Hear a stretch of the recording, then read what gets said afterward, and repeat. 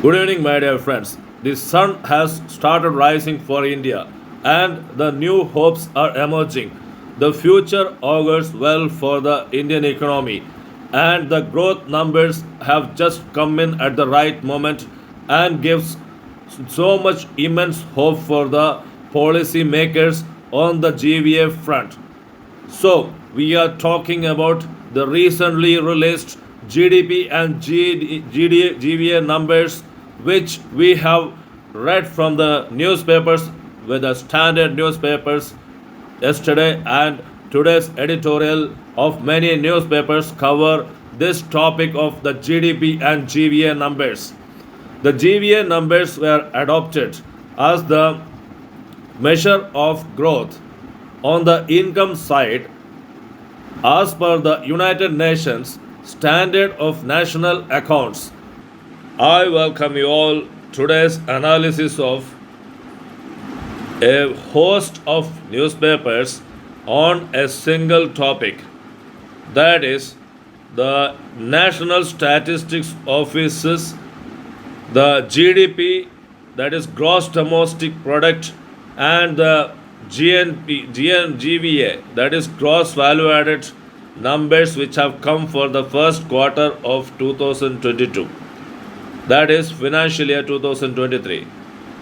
The newspapers which I am going to discuss are the editorials from the Hindu, Business Line, the Indian Express, the Financial Express, the Hindustan Times, and the Times of India.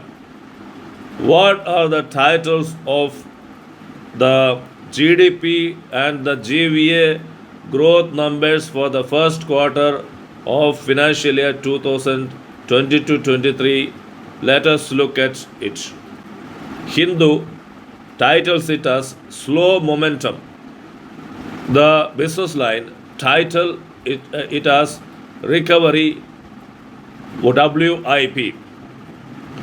The Times of India titles it as Three Changes Needed. The Hindustan Times titled it as The State of the Indian Economy, written by Aditi Nair, the chief economist at the ICRA. Aditi Nair also writes in the Financial Express the growth momentum to pick up, and then in the Indian Express it is titled as A Sobering Picture. Friends, before embarking on discussing the silent features of the editorials of all these newspapers, let us understand what is the difference between GVA and GDP. Gross value added, which is the measure of the growth of an economy, is the sum total of all the products and services produced in a country in a year. And with this GVA, that is gross value added, when we add the taxes, it becomes GDP, that is gross domestic product. I hope you have understood simply what is GVA and what is GDP. Let me repeat. Gross value added is the GDP minus taxes. GDP is the sum total of all products and services produced in a country in a year plus taxes.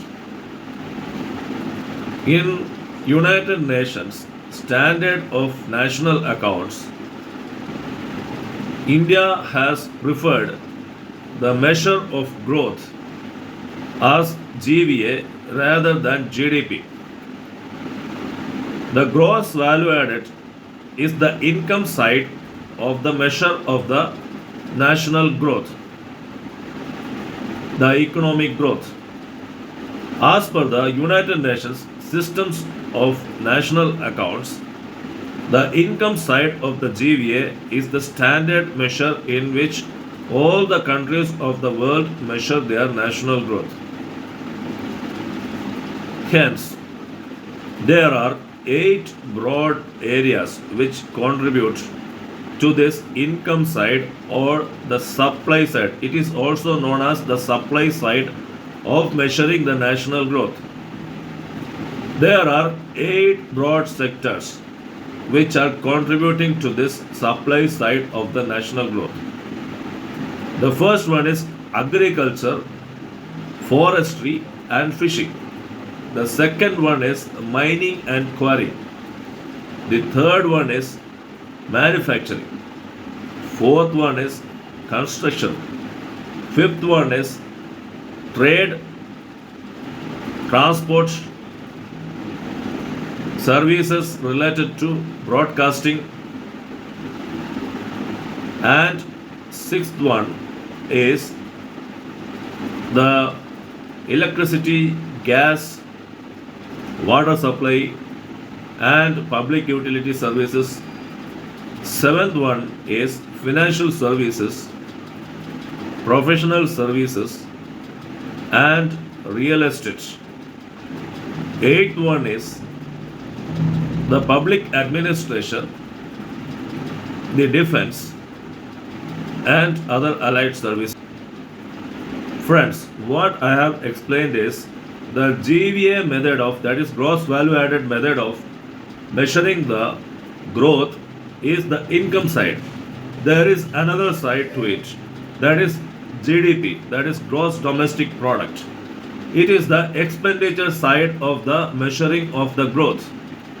What are the components? There are 3 components which make up the expenditure side of the GDP of measuring the growth of the economy. That is private consumption spending. First one is private consumption spending. Second one is the government spending. And third one is fixed capital formation. The third one is also known as the investment, that is private investment. What are they? That is, first one is private consumption spending, second one is government spending, third one is the fixed capital formation or the private investment. The private consumption spending composes around 60% of the GDP. The private consumption spending is the most amount of expenditure. It is nearby the 60% of the expenditure. So private consumption is like we all are spending on consumer durables or basic amenities of life, basic essentials of life, and we purchase goods and services. This is called private spending, private consumption spending. The government is constructing bridges, the government is constructing roads, the government is spending on defense, the government is constructing the dams, the government is spending the public utilities, government is providing water, government is providing electricity. All this is government spending. That is public consumption spending, that is government spending. The third one is fixed capital formation. We are getting FDIs, that is foreign direct investment. We are getting the private consumption, that is Tatas are investing, Ambanis are investing, Adani is investing, and many small manufacturers, the medium scale manufacturers, and the large scale manufacturers and service providers are spending on the infrastructure and the business. That is called fixed capital formation.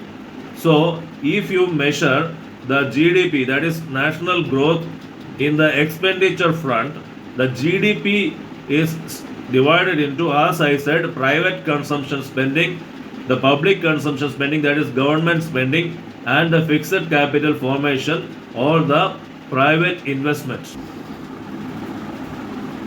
So now let us analyze some more things to understand this GDP and GVA figures which has been released now. Let me tell you the figures. The GVA figure stands at, for the first quarter of 2022, the first quarter is from April 2022 to June 2022. For the first quarter of 2022, the GVA figures are at 13.5%. The year-on-year growth. Year-on-year growth means when compared to April to June 2021, the GVA has grown by 13.5% in the first quarter of 2022. And the GDP figures are coming. That is, the year-on-year growth of the quarter one growth is 12.7%. That is, when compared to April 2021 to June 2021, the growth is 12.7%, which has happened in April 2022 to June 2022. I hope you understand. When we compare the year on year growth is, we compare the quarter, that is June, April to June 2022 with the corresponding April to June 2021. This is known as year on year growth. I hope you understand the year on year growth. What has been done by the National Statistics Office of the Ministry of Statistics and Program Implementation is that the year on year growth has been released by them along with some other projections. I will come to that later. Now let us understand who is this NSO and who is this Ministry of Statistics and Program Implementation. The Ministry of Statistics and Program Implementation is a ministry in the Union Cabinet. That is, it is an union ministry, is always bringing out such kind of GDP figures. And many figures are there related to the employment, the survey, the labor survey. So, the office under which these figures are compiled and released is known as National Statistical Office. So the National Statistical Office comes under the Ministry of Statistics and Labor Implementation. There is an Indian Statistical Service also, which examination is being conducted by the Union Public Service Commission, and it is conducted every year. Just like the Indian Civil Service Examination, the Indian Statistical Service Examination is also conducted every year, and which is for recruitment to this National Statistics Office and its branches. So I hope you understood now. The National Statistics Office under the Ministry of Statistics and Program Implementation, MOSPI for short, is just bringing out this GDP and GVA figures for the first quarter. So let us understand one by one. The Hindu editorial, despite having this 13.5% growth over the last year in the first quarter of 2022, is commenting slow improvement. The title itself is slow improvement. We may wonder, having 13.5% growth in the GDP in the first quarter when compared to the last year's first quarter is an improvement, is a double digit improvement. However, the Hindu is commenting slow improvement. Why is it so? The Hindu addresses the article, the growth story or the growth projection of the NSO by saying is that there is a cause for cheer. However, in the second sentence, Hindu is pointing out that the Reserve Bank of India had projected a growth of 16.5%, and this 13.5% growth is way lagging behind the Reserve Bank of India's projection.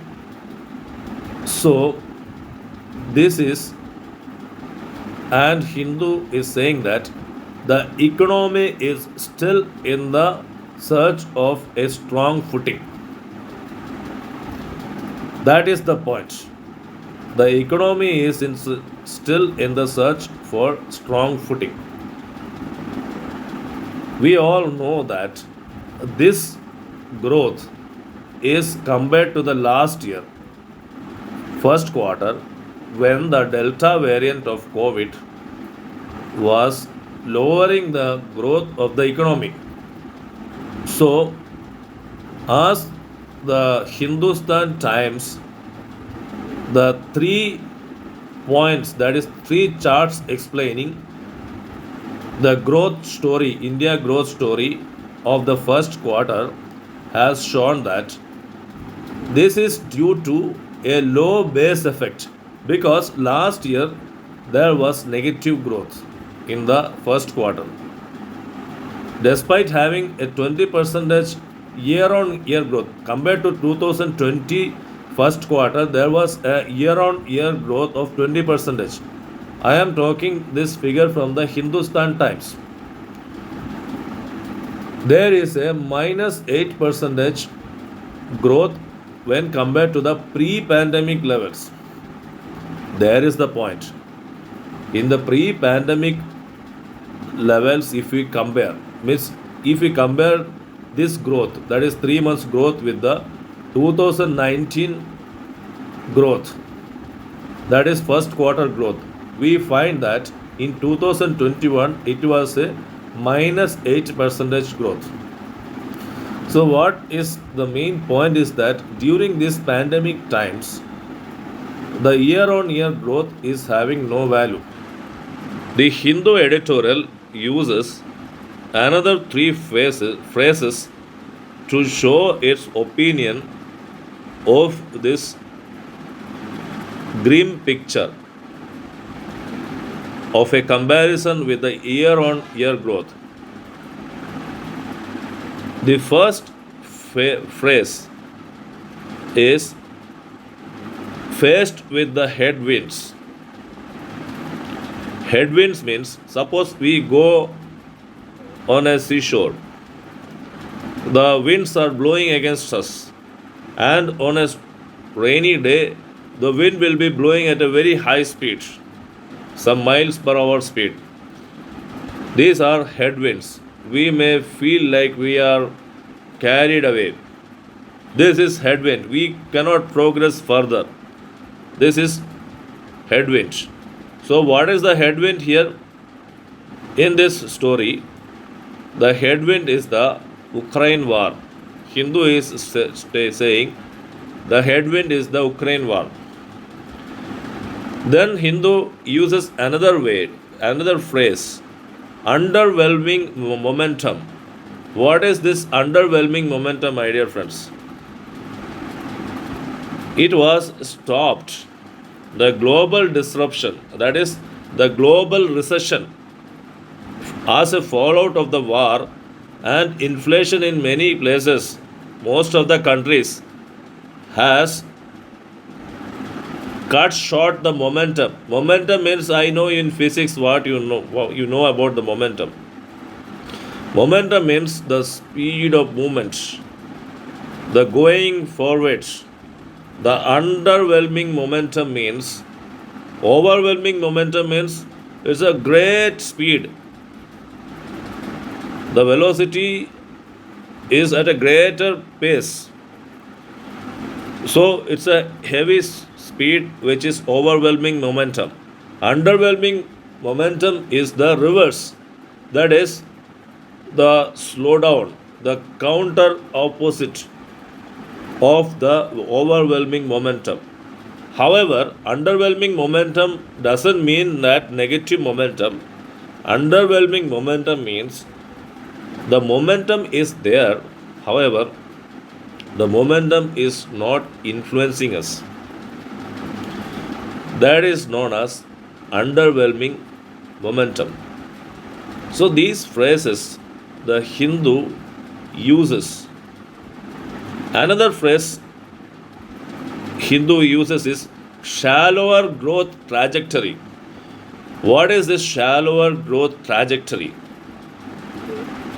If we see that, if we remove the base effect of the pandemic years, as I said, we can see that when compared to the pre-pandemic years, this is just 4.5% growth, not 13.5% growth. We are happy that there is a double digit. However, this is just 4.5% pure growth which is happening. And in the coming quarters, As the pandemic levels or the pandemic effect weans away, that is second quarter of 2021 was good. So in the coming quarters it will be 6% growth in the second quarter, and in the third quarter it will be another 6% growth, and the fourth quarter 4.5% growth. Both ICRA, ICRA and Reserve Bank of India have already projected this double digit growth, that is 13.5%. ICRA growth projection as reported by in the editorial by Aditi Nair in the Hindustan Times and the Indian Financial Express, in the Financial Express and in the Hindustan Times, Aditi Nair has expressed that the ICRA projections and the reality of the growth which has been reported by NSO is similar. So both these projections are similar. And the future projections which the Reserve Bank of India is going to revise, 6% average in the second and third quarters and 4.5% average in the fourth quarter. See, when compared to 13.5% the growth in the first quarter, when compared to the last year's first quarter, the movement forward, that is further 3 quarters growth are coming below the double digit and settling at 6% and 5% average.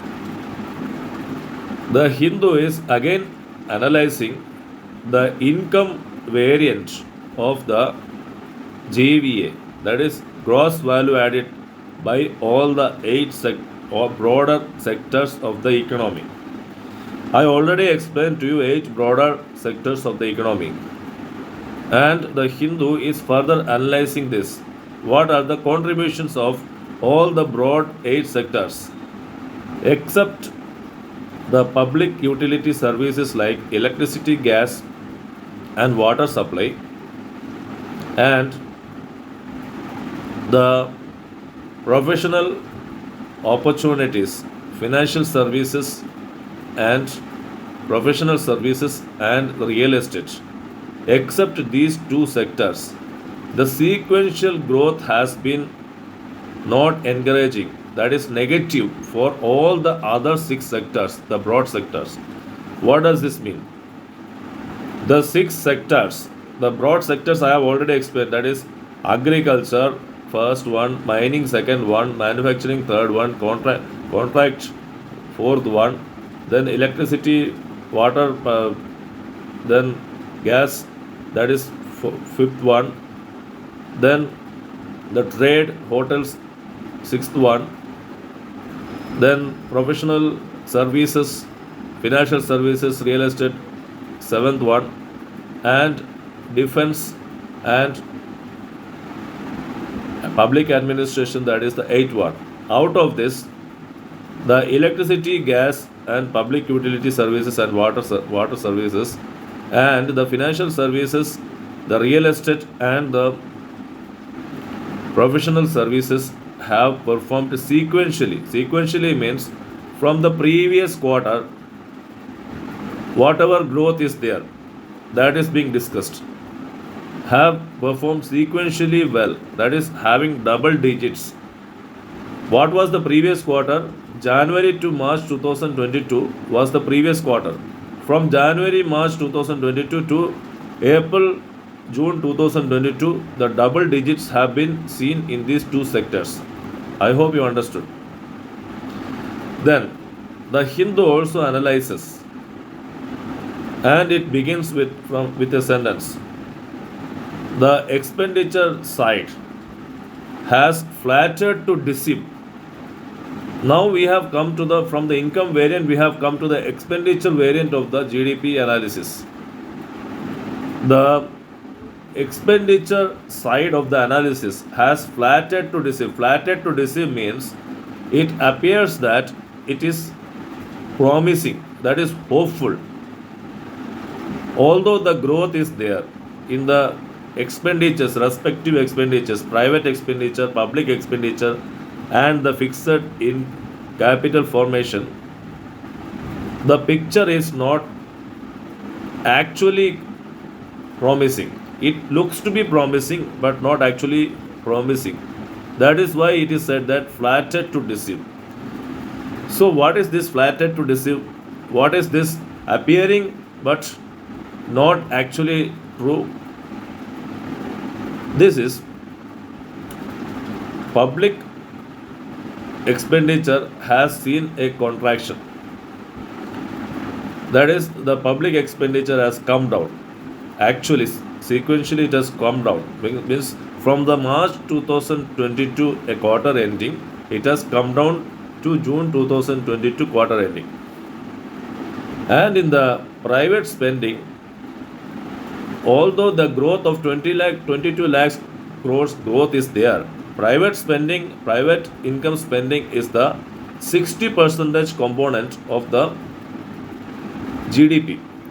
It has seen a 27 percentage growth year on year. However, if we analyze the sequential growth, that is from the previous quarter, from March 2022 quarter, if we take a comparison, it has come down by 2.2 percentage.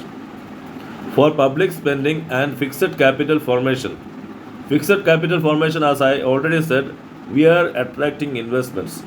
This has seen a coming down of a double digit. So this is the story.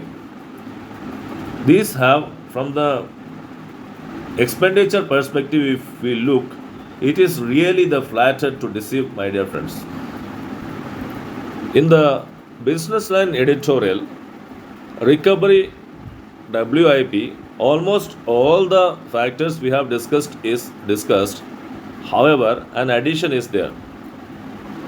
The growth is looking nebulous. What is this nebulous? The opinion by the business line is that nebulous means hazy, not a clear picture. When we look at the growth reporting by NSO, it looks promising, but it is not clear, it is vague. That is why this word nebulous is being used by business line. Hence, business line is suggesting a policy support is needed. What are those policy supports? That answer is there in the Hindu. That is, the private investments have to be attracted. In Hindustan Times and Financial Express also, Aditi Nayar, the ICRA economist, has expressed that the capacity expansion has to be encouraged. The capacity expansion is now more than 50%. What is capacity expansion?